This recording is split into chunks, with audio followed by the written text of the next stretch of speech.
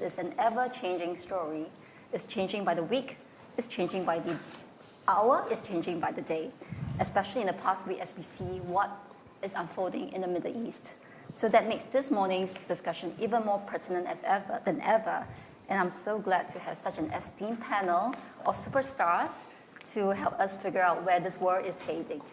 So we have Graham Allison from the Harvard Kennedy School. I think he needs very little introduction. Jing Curry, economist from the Hong Kong University of Science and Technology. Monica Toft of the Fletcher School of Law and Diplomacy in Tufts University. And Happy Mon Jacob of the Council for Strategic Defense and Defense Research in India, and a specialist in nuclear disarmament. So I'm going to start by asking each of you very quickly, what is the one geopolitical event that you're watching the most carefully today?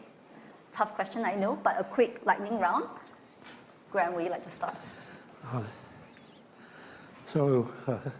Briefly, I think the U.S.-China relationship, which is, I think, generally appreciated to be the fulcrum of global politics and security. I think point one, Thucydides got it right.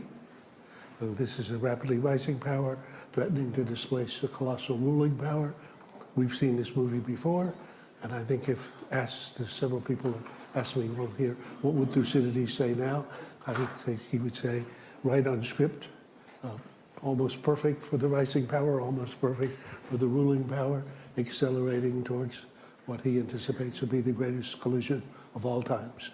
So I think that's the big point one, and I think if we have to bet it in terms of structure, that would be the outcome. My old mentor, Henry Kissinger, the last couple of years of his life, every month we would do a phone call or a meeting, and he would say, Graham, I'm hearing louder and louder the echoes of 1914. Right. So business as usual, diplomacy as usual, we should predict history as usual. And point two, though, briefly, not to be so pessimistic, I'd say 3/4 likelihood that's the story. And but there's agency, and Thucydides was very interesting. He wasn't like the playwrights who thought we're all in the hands of the gods. He thought human beings could make choices that could take a different path. And he says, in fact, in his wonderful book on the history of the Peloponnesian War, I'm taking the trouble to write this book because look at the mistakes that were made. People could have made different choices, and if they had, you would have had a different outcome.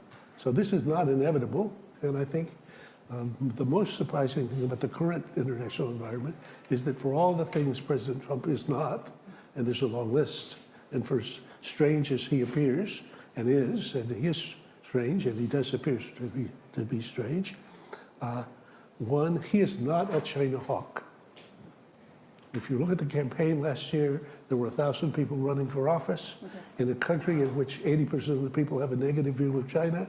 Only one person had positive things to say about China. This was Donald Trump. Secondly, he says repeatedly, and has said to President Xi, China and the U.S. working together can solve most of the problems of the world.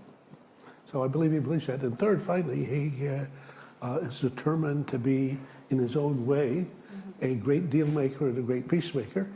And if he's going to succeed in that mission, the opportunity for Trump and Xi to surprise us on the upside, I think, is enough to be hopeful. Right, Donald Trump, a peacemaker. We'll get more into that in a bit. Professor Ding. As Graham has just said, U.S.-China relationship is going to be the defining question of our time. And it's not about trade. Right. It's about Chinese aspirations. It's about the Chinese development model. And most importantly, it's about technology competition. And DeepSeek is just only the beginning. So we're going to see a whole spectrum of U.S.-China tech competition where dual-use technology was once, even 40 years ago, 15%. Roughly. Now it's something like 70%. So that will be the key geopolitical question, in my view, and that's what I follow. Thank you. Thank you. Monica. Yeah, thank you. So I would broaden it just a little bit from what's been said, which is spheres of influence. I think what we're seeing is a realignment globally and actually regionally as well. What's happened in Israel and Iran, I think we're going to touch about that a little bit. There's been a return of spheres of influence where there's been an unsettling of the balance of power regionally and then, of course, globally.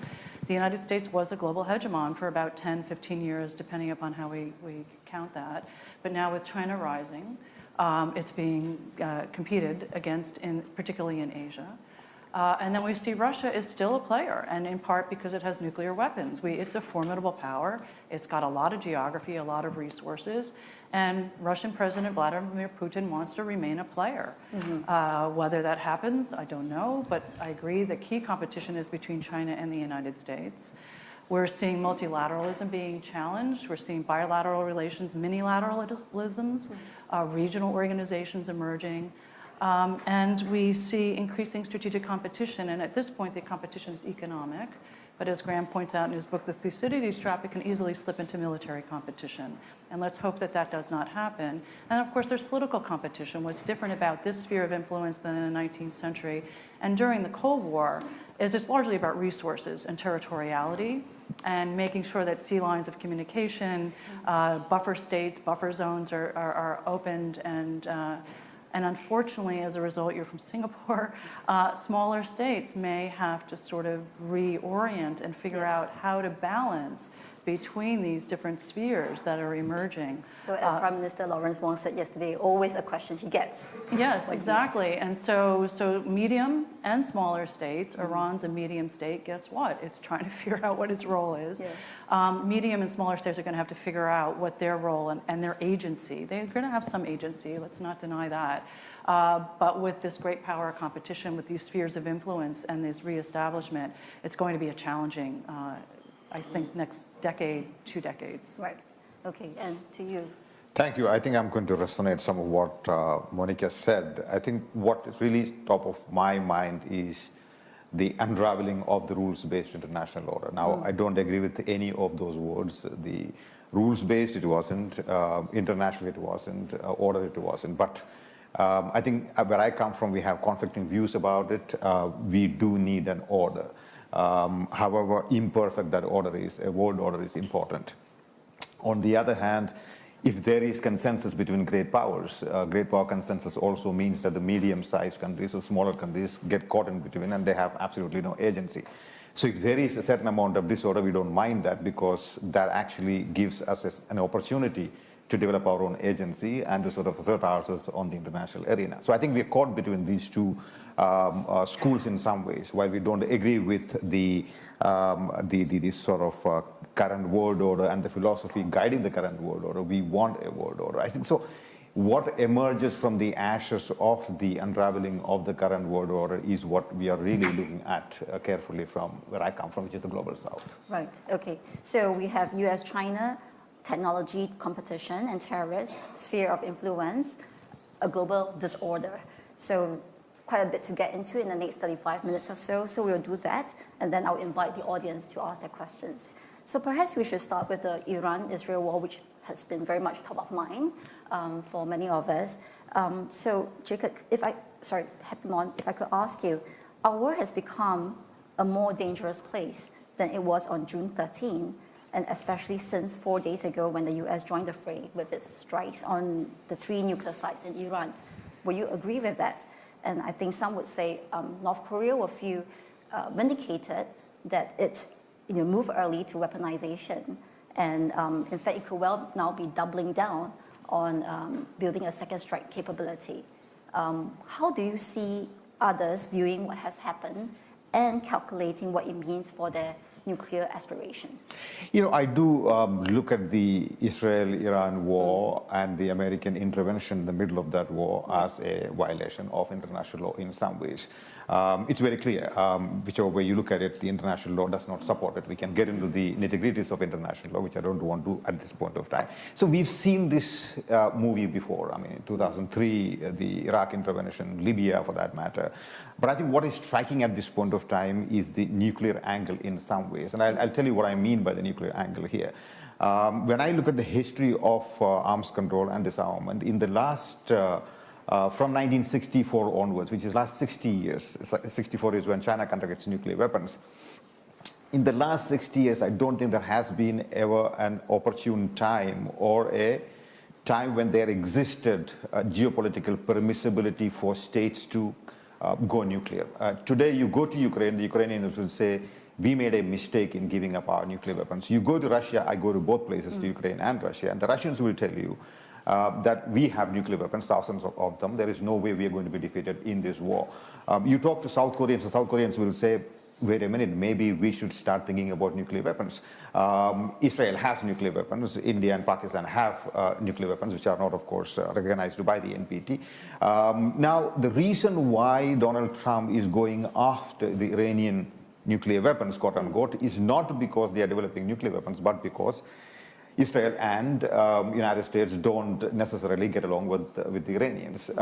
Let's flip the argument and say, if South Korea were to develop nuclear weapons, would the United States go after South Korea? Perhaps not. So this age, this era, in some ways, allows for friendly proliferation. So I think the manner in which the non-proliferation regime has crumbled in the last 10 to 20 years, I think that really is bothersome.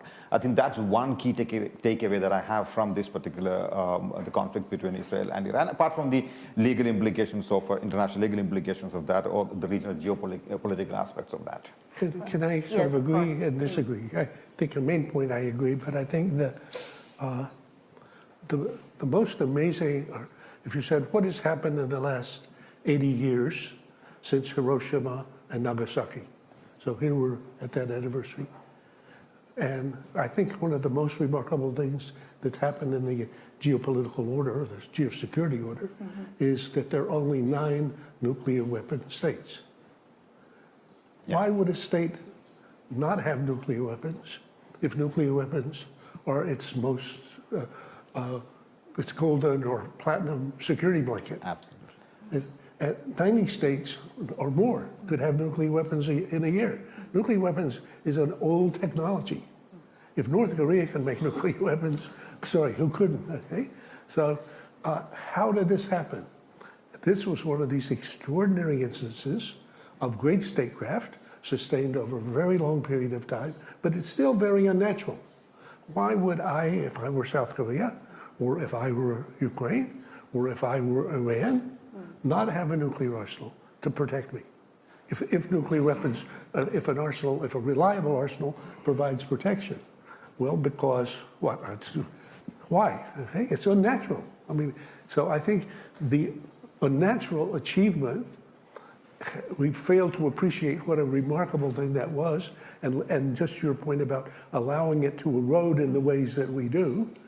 And the achievement is a combination of a sense of international order, a set of rules with the IAEA and commitments, a respect for that set of rules for the most part, even though at the margin, extended deterrence where there's been guarantees. So there's a lot of components of what we call the non-proliferation regime. But for just us as ordinary citizens, thinking if you lived in a world with 90 states with nuclear weapons, there would be nuclear wars from time to time. That was John F. Kennedy's nightmare after the Cuban Missile Crisis that led to this set of initiatives.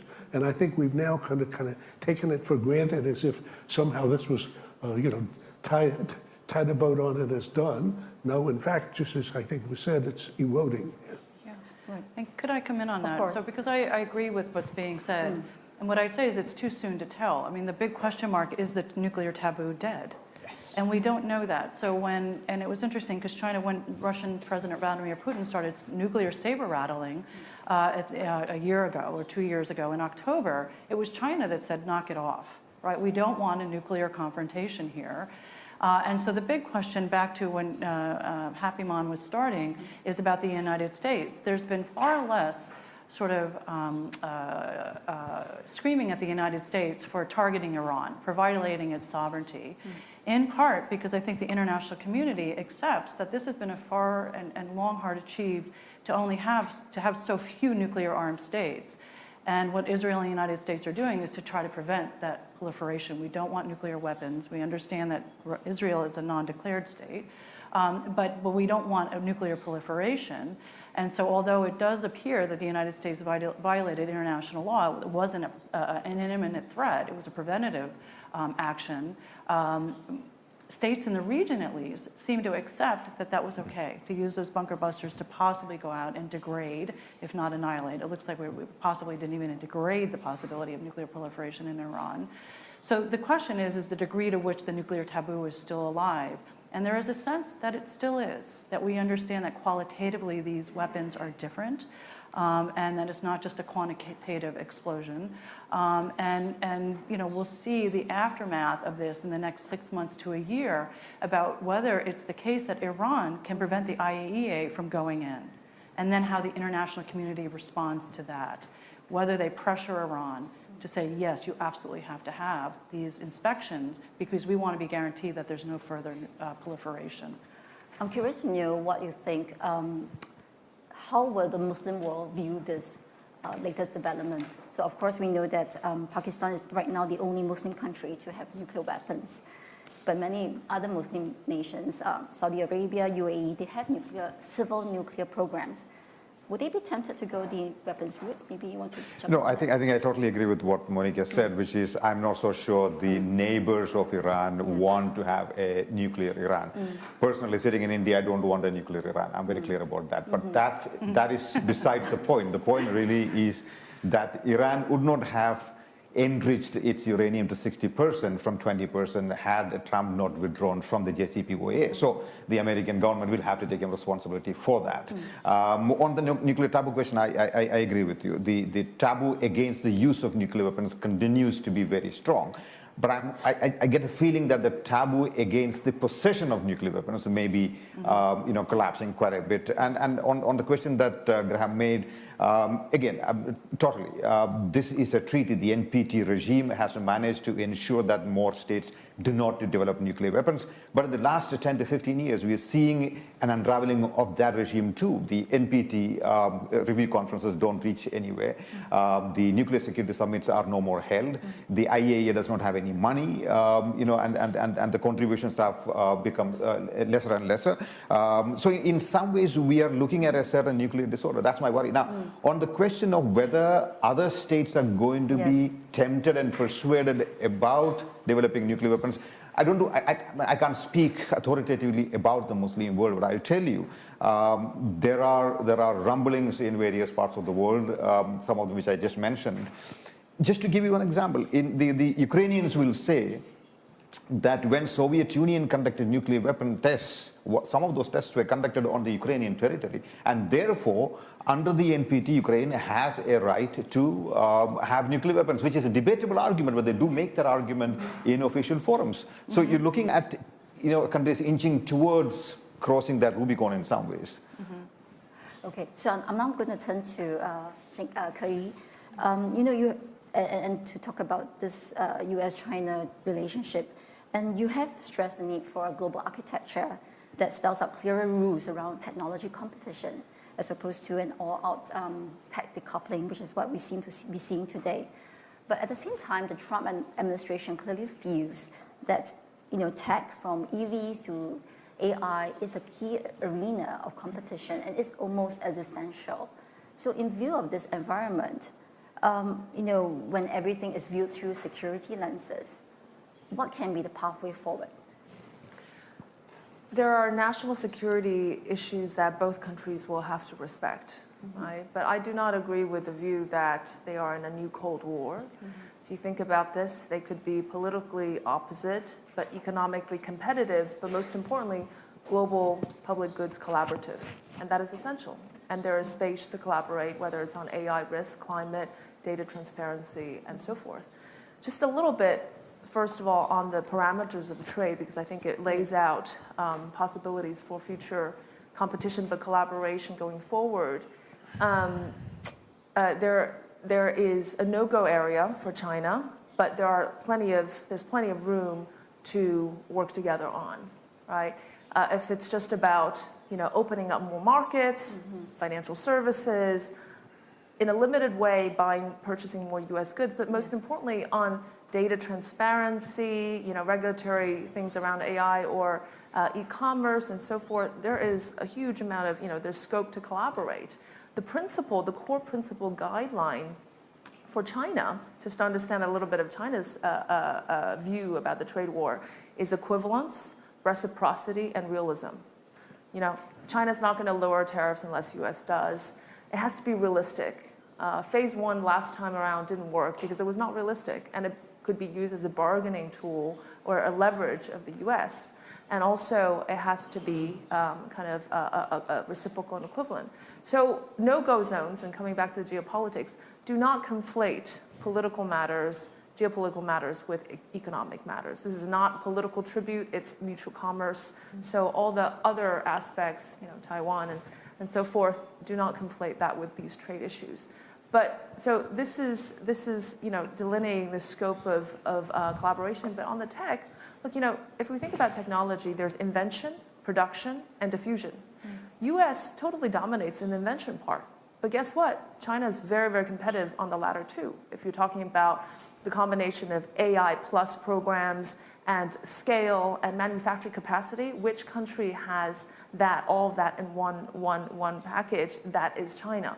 And diffusion, the ability to diffuse technology like AI and the new energy, that diffusion part is equally important. So I see the U.S. and China competition not as totally neck to neck and head on head, but as possibly also complementary. And they can figure that scope because, for the majority part of the world, it is about adopting accessible and cost-effective technology that is most important.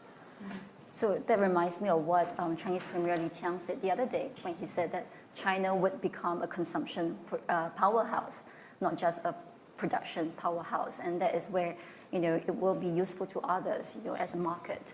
I think the question here is, how are we going to get there, right? I mean, domestic consumption has been something that has been talked about so much. And I'm curious to know what you think might be, again, the way forward for this. A few years ago, especially after the Trump trade, 2018, the start of the wave of U.S. export controls and bans and so forth, China was in an existential crisis of being cut off from critical technologies. I can confidently say it is no longer in that position, perhaps thanks to Biden's continued export controls. Have you seen this huge wave? Again, we talk about DeepSeek. By the way, DeepSeek did not happen in times of comfort. It happened in times of crisis. This is called crisis innovation. A lot of the technological breakthroughs happen in times of crisis. If you look at today, talking about the tech, I think that even if trade and investment can come back to some sort of normality between U.S. and China, there's there's certainty that technology is going to happen in parallel. But very critically, pivotal countries like Japan and Korea, especially if we talk about semiconductors, are not just siding with the US. They want to be in both camps because they see China's growing autonomous technology chain as an economic opportunity, but also increasing US unreliability as a major risk factor. So they want to be in both. So as we're talking about geopolitics, my view is it is all multifaceted. It's not with us or against us kind of view. You can be economically more dependent on China, perhaps more security aligned with the US, and technologically you can be in both camps. Graham, do you want to jump in on that? I see you nodding away. At the beginning of in 2021, 22, at Harvard, we did 4 studies following up on the Thucydides chapbook on the so-called Great Rivalry, or even one version of it is the Goat Rivalry, the greatest of all times rivalry.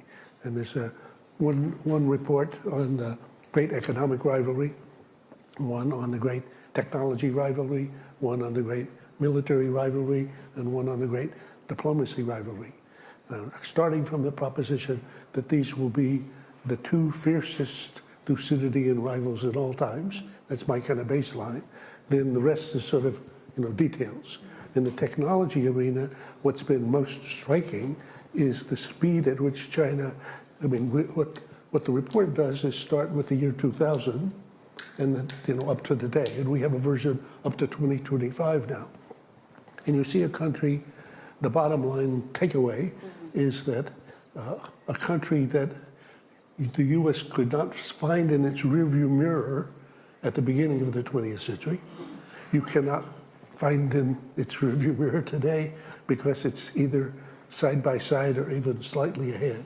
So across the advanced technologies, China is now a full spectrum peer competitor. And I think Jin's point about AI is a fascinating example. So this time last year, we would have been thinking, well, there's ChatGPT, there's these American Goliaths, America is dominating AI may dominate the world.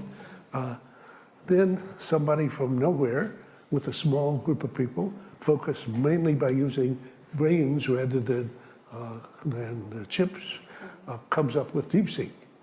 DeepSeek then makes a bet on open, whereas all the other American Goliaths are closed. Well, if there's 8 billion people, and if a few billion of them are active in this space, and you're open versus closed. So whereas this time last year, somebody like Eric Schmidt, who's one of the people whose views I track on this, would have said closed looks like the way to go, particularly because the company can capture the benefits, has now flipped his view. He thinks that open will end up winning this race, and that therefore the DeepSeek strategy in that space is more attractive. So I would say this will be a rivalry that will go on, that we'll see continuously. For the rest of the world, it'll be complicated because there's two that are so far ahead of everybody else that then that's sort of that's more complicated. But I think I think Jin's main point is that we'll see this rivalry go step by step, back and forth. Right. There'll be attempts to constrain each other in ways, then they will have to be balanced by some sort of conversation. So I think the way in which the tariff war became export control items, and in which the fact that the U.S. is dependent on China for probably 60 or 70 items, like, for example, just magnets, without which a Ford Motor Company's car cannot come off the line, or an F-35 can't come off the line. Well, that's pretty tight point of choke, okay? And if that's the case, the conversation about what I'm going to constrain as opposed to what you're going to constrain will have to be resolved by bargaining. So that's what's going on now. Now, my impression is that the two countries are so deeply entangled, especially through their supply chains, that sensible people sitting down will notice that we have to make a deal. And I think that's what Besant has been trying to do with and I believe that's likely to, I would bet that's likely to happen, though you can always see ways in which it gets disrupted. So So I think that's a critical difference between the Cold War. We've been here before with a bipolar rivalry, right? Two strong powers emerging. And the critical difference this time around is we have this economic interdependence. During the Cold War, we had the Warsaw Pact. They had their own economic system. And then there was the Western, and then we had our liberal capitalist system, right, based on sort of issues of democracy and norms about human rights. And so this is a critical feature, and the question is can we, right, manage this so that China now has leverage with the United States? It has something that it can exchange to put pressure on the United States. And similarly, the United States obviously can put pressure onto China. So it's a really, really critical difference, this technology and this trade sort of dimensions. Moving forward. And the other good news about history is that we've had a Cold War, and it was scary. There was threat of thermonuclear war, and we understand that. It's back to the nuclear taboo issue. And so hopefully sound minds emerge, and that we can have sound policy and good diplomacy, right? So we've got the economic, we have the military, which we're trying to keep at bay, but then we have really sound diplomacy in order to sort of unravel the more intractable bits between China and the United States moving forward. So there are some glimmerings of hope here that we're talking about in terms of how the relationship could proceed. But what I wonder about is also the domestic conditions in both countries. So as one of the best things about my job as a journalist is I get to speak with really smart people. So aside from the panel here, I've spoken to people like An Yuan from Johns Hopkins and also Danny Kwa from the LKY school. And if I could just sort of pull together certain threads of what they've been saying, the reason why the relationship between the US and China has been so intractable is because of the domestic conditions on both sides, where you can milk so much political capital out of entrenching narratives about the other side. The US is a bully, China is aggressive and ambitious. So, and what Danny has also said is, where is the truth telling in all of this? Is there any incentives for the media, the politicians to really tell what is really going on with the other side? Mm-hmm. So in such a toxic environment, again, what kind of pathways can there be? What makes you optimistic about how this could proceed? Well, good. That's a good question. And I think that a country like Singapore that can watch both parties and understand them with fairly clear eyes, maybe even has some thoughts of maybe you should contribute. I would say that, again, that sounds like a broken record, but in a normal Thucydidean and rivalry, you have the seesaw that shifts. And as the seesaw shifts, I've been accustomed to being the heavy, so I'm in control of things. You're on the other side of a seesaw in a playground, and I can jiggle you and whatever you're like. You're just at mercy. You get heavier and heavier, and the seesaw starts moving. Pretty soon I'm feeling my feet coming off the ground, thinking, what the hell is going on here? This is very unnatural. I'm used to being in control. Now I'm feeling less in control. My perception is now at a different angle. I'm used to looking down on you. Now I'm looking like this. Now maybe looking like this. So this multiplies misperceptions and miscalculations. And in that story, you see increasing hostility, increasing suspicion, increasing hostility, increasing even demonization, so that almost everything that bad happens, I have a good excuse. Yes. Okay? So I think that's very, very hard to counter. And that's why I think it's crucial that sensible people try to describe what the natural problem is, and then ask how can this can be possibly managed. And I think that's why it's particularly interesting that if you have for the moment a person like Trump, who does say, he admires Xi Jinping. He thinks Xi Jinping is a great man. I wrote a piece in the Post called "Is Trump a China Hawk?" if you want to read the set of quotes. The things that he said about Xi are hard to believe, but that he says that in private, he says that in public, that's what he thinks. Xi is a great man. He then says, the US and China, Xi and I, working together can solve almost any problem. So he's wanting to have some kind of a different relationship, maybe even a relationship in which partnership would be a more important word than strategic competition. Now, can that make sense? Can it be managed? Could it be managed with the government that he has? And could it be managed with the populations, given the changing attitudes? I would say stay tuned, but I think something interesting is going to happen in this space. And what does Xi think of Trump?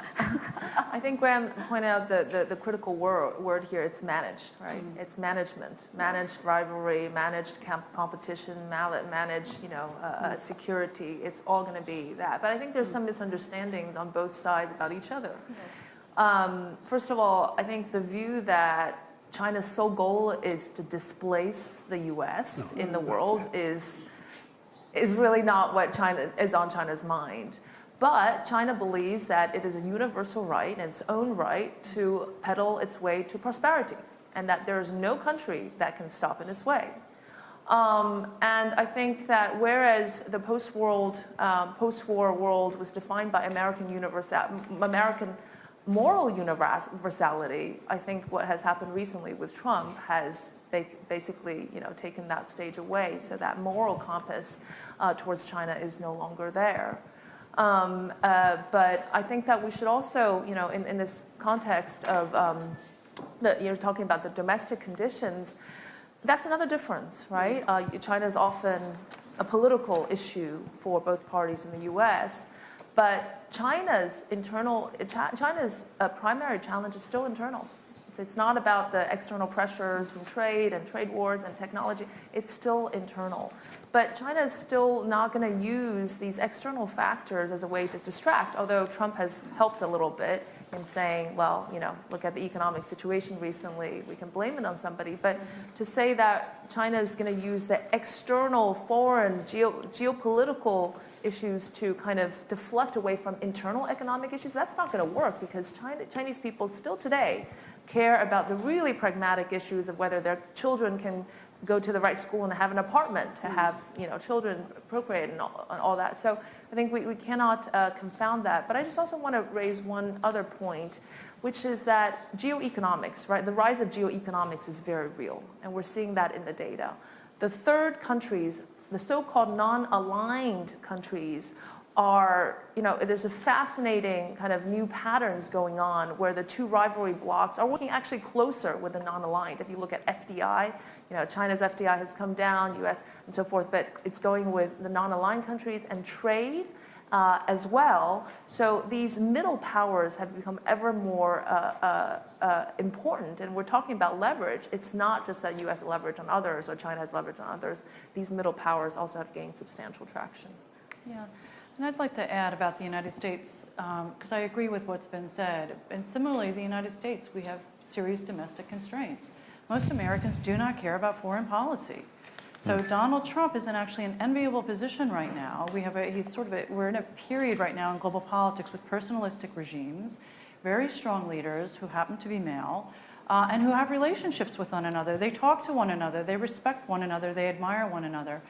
It could be an extraordinary period for humanity if it's the case that they can figure out a way to collaborate and coordinate on certain issues.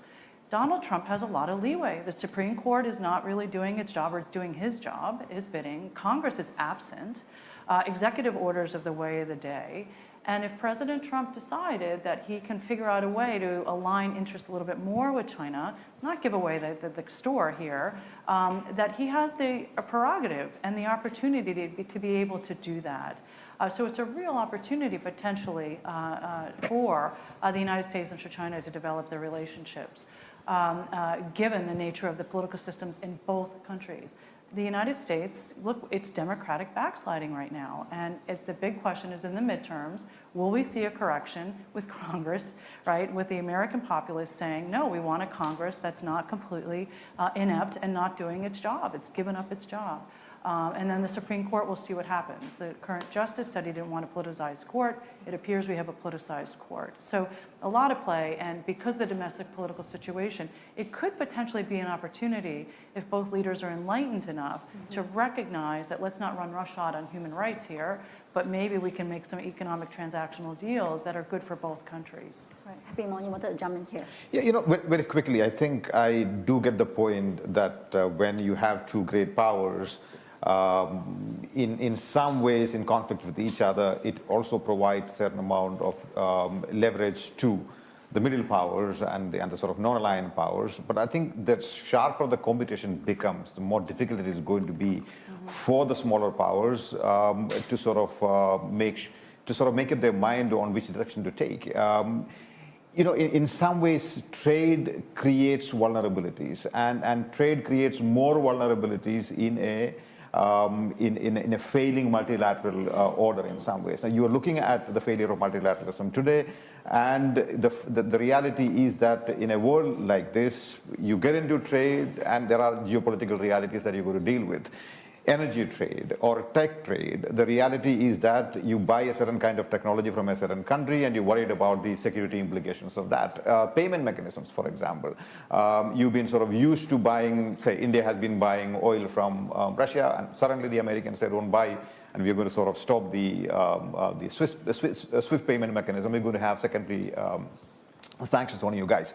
So the sharper the competition gets, is going to be more difficult for us. But I think the reality is, at least the way I see it, is that geopolitics is going to have a definitive impact on geoeconomics. And in some ways, there's going to be the reverse causality is going to be also correct. The geoeconomics is going to have an impact on geopolitics. Just to give you a very quick example, because the Indians are concerned about the technology that comes from China, et cetera, we've been now looking at South Korea, Japan, the United States, et cetera. Now, because of that geo-economic decision, you're also going to see a lot more geopolitical convergence, strategic convergence between the United States, India, Japan, India, and South Korea, India. So which means the geo-economics is having an impact on geopolitical decisions as well. I just want to sort of create that causal circle in some ways. Back to you. And just one last question to Monica. You talked about the re-emergence of the spheres of influence. And for me, coming from a place like Singapore, is something that's very much top of mind, right? The fact that, as Prime Minister Lawrence Wong said yesterday, Southeast Asia was an arena for wars, proxy wars during the Cold War. So could it now happen again? So in view of what is going on right now, can you tell us what does this mean for global peace and stability? And also how far will the US go in trying to secure regions like Southeast Asia as a sphere of influence? Well, I think under the current administration, it's a question mark. Look, Donald Trump coming off the plane to the NATO summit was ambivalent about Article 5. I mean, this is a treaty that we've signed with allies that we've had in place for decades. And he says they're our friends. We'll take care of them, but we don't know what that means. So I actually think it's a question mark. And so if I were Asia, I was in London actually before the House of Lords a couple of weeks ago, hedge your bets. I think because he's mercurial. He's a mercurial leader. And supposedly the last person he's talked to in the room manages to change his mind. And that's sad, right? This is a man who's abrogated treaties. He pulled us out of the Paris Accords, the JCPOA. He doesn't have respect for these international mechanisms that, of course, our partners and allies hang their hats on. That is what they're relying on. And he seems to like the idea of tossing everything up, see what happens, and then maybe he'll make a final determination, but that too can change. So my sense is you've got to hedge your bets, talk to your regional partners, and speak with the United States. Don't isolate it. Trump could come around and say, yes, we're going to back you on a particular aspect. But I honestly, in this climate, he is so mercurial. We've all seen it. Twitter, he wakes up at 3 in the morning and all of a sudden we have a new policy. I guess I should say X, sorry, Musk. But in any event, so I think hedging your bets, and actually in international relations theory, that is a strategy, and small states throughout history have had to hedge precisely because they cannot rely on the major powers to counteract their own interests, right, in order to provide public goods at all times and that sort of thing. So hedge your bets. I agree completely with Monica about how complex Trump is, and I've been studying him for now about a year and a half. I don't claim to have any great insights, but I think what you certainly have to take him seriously, but not literally. So that's a big sign, and recognize that he speaks not like normal language, but in hyperbole. No, he doesn't speak like normal. He speaks in hyperbole, which is his own particular weaving combination of fact, fiction, and fantasy. And what components or what in his own mind, hard to tell. But when you hear patterns coming up repeatedly, looking between the lines and around, those I think are clues. So I would, if I can take just 1 second, suggest that if you haven't read his Riyadh speech, it's a very interesting set of insights into the way that I think he sees international relations, which is essentially realist and pragmatic. So he says here in the speech, I'm different than a lot of people think. He's just giving his speech. He says, I've never believed in having permanent enemies. As I've shown, I'm willing to end past conflicts and forge new partnerships for a better and more stable world, even if our differences may be very profound, and obviously they are, in the case of Iran he was talking. He says, in recent years, far too many American presidents have been afflicted with the notion that it's our job to look into the souls of foreign leaders and use U.S. policy to dispense justice for their sins. He then says, before we used to tell people how they should do things and, how they should behave, as if they had no idea how to do the things for themselves. Peace, prosperity, and progress ultimately comes not from a radical rejection of your heritage, but rather from embracing your national traditions and embracing the same heritage you love so dearly and that you could only do. Well, excuse me, I think Xi Jinping has been talking for a long time about mutual respect. I think this is the first president likely, if he embraces, if this works, to basically embrace a leader about whom he has no problem being communist, no problem being authoritarian, no problem about his human rights activity. So all of the American policy, no American president previously has been prepared to engage China in similar terms. Now, you can say what's better and worse about that. I'm just trying to describe. Yeah. Right. And on that note, I'm going to now invite the audience to ask their questions.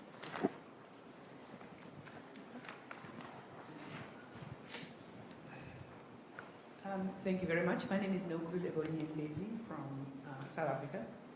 I would like each of the panelists to share with us how they would tackle an assignment whereby they were engaged by the European Union.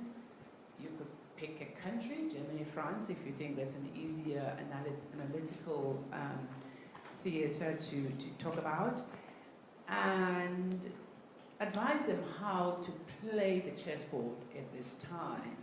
You've spoken as if Europe doesn't exist, and I heard Monica talk about hedging their bets. Is that it? In the interest of time, I'm going to ask you to just pick one panelist to answer your question. Who wants to take this up? I'd say follow Ruta. The former Dutch Prime Minister, now NATO, has understood this perfectly. First you grovel, Call pay him Daddy. respect, then you flatter, but keeping in mind your interest. And I think if you watch and see what happened yesterday at NATO, he was very successful. Okay, very quickly. I'll just very quickly say that states have to be realistic. Don't believe in your own rhetoric. Rhetoric is good for rhetorical purposes, but don't end up believing in them. I think that applies, say, applies for countries like Germany. Like it's good to be, preaching values to the rest of the world, but realize that the world is far more, very different from the way you want it to be. So get realistic and don't believe in rhetoric. I think that would be my play on the chessboard. Okay, Yeah. one question there. Actually, my question is quite similar, I think, because when we talk about geopolitics, it's always talking about China and US. But really, we have another big continent with Europe, and I want to hear your perspective in terms of what do you think if the crisis is deep enough so that actually Europe will get together and we may have a kind of a tree circulation, a final stage? Or do you think in the foreseeable future will still be a kind of two polar, with Europe being the key swing states? I think on that one, the Draghi report that was prepared by the former Italian and then ECB president that explains why Europe has basically been fading away is brilliant. And I think if Brussels could execute the Draghi report, the recommendations in it, you could imagine Europe becoming a more serious player. Secondly, I think Trump's argument to Europe that there's something pathetic about a continent and a community that has 10 times the GDP of Russia, 4 times the population of Russia, and is dependent on somebody else to play the primary role in providing their security from Russia. There's something odd about that. So the argument that Europe should become more serious about its own defense, which it's actually now becoming as a result of this set of experience. So I think it would be a much better world if Europe were a player in the in the setting, and I'm always kind of hopeful about Europe, but then I'm always disappointed. Yeah, no, and I'd like to respond to that because it's true. I mean, there are politics are based on consensus, and it's hard to get consensus across dozens of nations who have their own political systems. Brexit happened because the Brits were worried about not being democratically represented by the European Parliament. I mean, it was really a democratic vote, and then, of course, they wanted to control their borders, which is sort of a tragedy for the United States because we're giving up an ally, in a sense, if it's the case that we abandon. In the first Trump administration, it felt as if he wanted to. It's not clear anymore. I think Trump has now realized, and particularly with Putin not playing ball with him to get peace in Ukraine, he's getting frustrated with him. Because the United States, one of its superpowers has always been that it has allies. It has allies in Europe, and it has allies in Asia. And the question is Trump going to wake up and recognize that, oh my gosh, that's going to help us, right, in order to stay strong, not only militarily, but of course economically, right? And he's a smart man, and he might just wake up. He does, in some ways, seem to have tempered himself with respect to Europe. We'll see. Again, it's early days, but the recognition of this alliance and this friendship, hopefully the United States re-engages with that, and then the Europeans, I don't think they're ever going to get their act together. Look at Spain yesterday. No, we're not doing it, right? Just keep your mouth shut. Talk about that in the back room, right? But the idea that they're going to come together, on the other hand, that's their strength. That's what democracy is about. They have differences of opinion, but it makes it very difficult to consensus and then agreement on economic policy and military policy, security policy. So that's a good reminder. It's still early days. It's been Yes. just 6 months, but it just feels far Yes. longer than that. It does. The questions. Thank you for the speakers. Wei Huanzhou from University of New South Wales in Sydney. I just wanted to get the panel to speak a little more about one of the perhaps largest casualties of the geopolitical tensions, which is the World Trade Organization Global Trading Order. There has been lots of discussions about the US needs to withdraw from WTO, and EU and China needs to take the leadership jointly to actually support the ongoing missions of the World Trade Organization.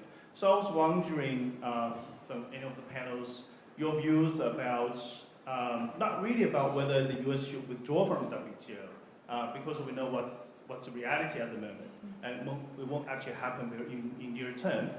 But to imagine that if the US withdraw from the WTO, would the system still be attractive enough for the EU and China, other countries, to come together to support it?